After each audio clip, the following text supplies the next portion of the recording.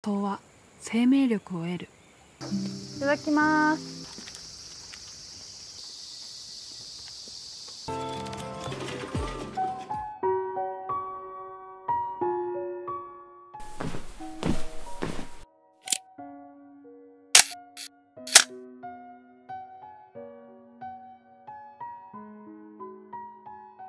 Film dibuka dengan suasana pedesaan yang sunyi. Ichiko kembali ke rumah kayu tua tempat ia dibesarkan. Rumah itu tampak kosong. Ibunya telah lama pergi meninggalkannya tanpa kabar. Ichiko kini hidup sendiri, mengandalkan hasil bumi di sekeliling rumah. Ia bertani, menanam tomat, padi, gandum, dan membuat makanan dari bahan-bahan lokal. Ia menjelaskan bahwa setelah gagal beradaptasi di kota, ia kembali ke Komori untuk mengisi perut dan menenangkan hati. Ia memasak roti dari gandum yang ditanam sendiri, selai tomat buatan tangan, dan tempura sayur liar.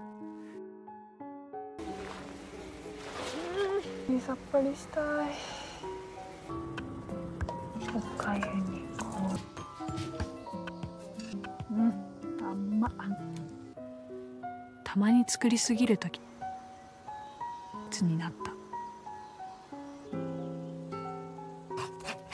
Ia juga terlihat membuat selai dari buah beri asam hutan, menumbuknya perlahan dengan gula dan air, sambil menikmati aroma segar hasil alam. Melalui aktivitas sederhana itu, penonton melihat keseharian yang hening, namun penuh makna. Ia memanen, memasak, makan, lalu menatap langit musim panas yang luas. Mengenang masa lalu. Sembari bekerja di ladang, Ichiko mengenang masa kecilnya bersama ibunya. Sang ibu adalah sosok bebas dan mandiri yang mengajarkan Ichiko cara memasak dengan bahan seadanya. Tapi suatu hari, sang ibu pergi meninggalkan catatan pendek. "Aku ingin pergi sebentar." Semenjak itu, Ichiko tumbuh sendiri. Kenangan itu menjadi luka dan sumber kesunyian bagi Ichiko. Namun ia tidak membenci ibunya, hanya tidak memahami alasan kepergian itu. Setiap kali ia memasak resep ibunya, seperti roti goreng dengan selai apel liar, ia merasa seolah ibunya masih di sana, membimbing tangannya. Musim panas yang panjang, Ichiko menjalani rutinitas harian, bertani di pagi hari, memasak di siang, dan merenung di malam. Ia sering berkunjung ke Kiko, sahabat masa kecilnya yang ceria, serta bertemu Yuta, teman laki-laki yang hidup dari berburu dan bekerja serabutan. Percakapan mereka ringan, tentang makanan, cuaca, dan hidup sederhana di desa. Suatu hari, Ichiko mengantar ikan hasil tangkapan segar ke rumah temannya, lalu, dalam perjalanan pulang, ia mampir ke empang untuk membakar ikan dengan garam khas desa Jepang. Di sana, ia makan bersama paman empang yang membuatkan sup ikan sederhana dengan jahe, serai, dan bumbu khas desa Jepang, hangat, lembut, dan menenangkan.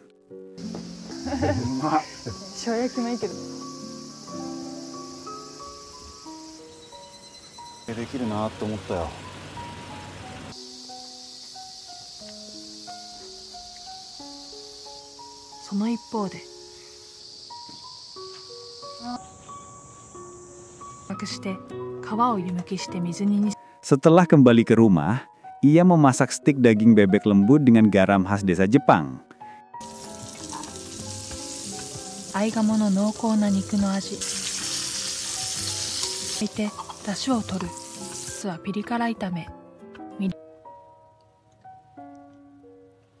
Hidangan sederhana, namun menggugah selera.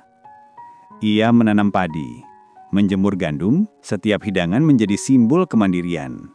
Allah memberinya bahan, tangannya mengubahnya menjadi kehidupan.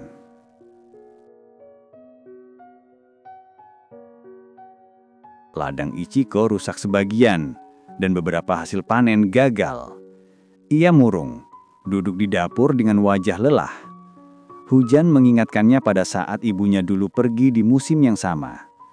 Ia menulis di buku catatan kecil, merenungkan arti hidup dari bumi. Di tengah kesedihan itu, Ichiko membuat roti kukus dari tepung sisa, simbol bertahan dalam kesulitan. Ia makan perlahan, memandang jendela, dan berkata dalam hati, "Makanan selalu menenangkan, tidak perlu kata-kata." Perubahan ke musim gugur. Waktu berjalan, pepohonan mulai berubah warna. Suara serangga musim panas digantikan angin dingin. Ichiko memanen hasil terakhir musim, jagung, labu, dan padi yang menguning. Ia membuat nasi baru dari panen sendiri, sebuah momen simbolis seolah menutup satu lingkaran kehidupan. Dalam percakapan dengan Yuta, ia mengaku masih belum tahu apa yang sebenarnya ia cari. Yuta berkata sederhana, "Kalau lapar, makan. Kalau sedih, tidur. Itu saja."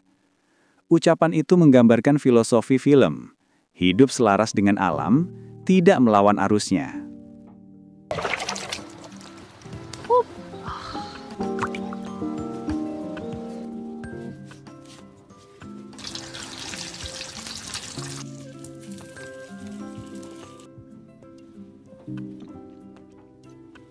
Surat dari masa lalu. Suatu sore, Ichiko menemukan surat lama dari ibunya di dalam laci dapur. Isinya bukan permintaan maaf, melainkan penjelasan. Sang ibu ingin Ichiko belajar hidup mandiri, merasakan dunia sendiri, lalu memutuskan arah hidupnya tanpa bergantung pada siapapun. Surat itu menimbulkan perasaan campur aduk, antara sedih dan damai. Ichiko menangis dalam diam, lalu memasak makanan favorit ibunya, roti panggang apel dan sup labu. Ia makan sambil menatap langit musim gugur yang merah, seperti mengucapkan terima kasih. 切って炒めて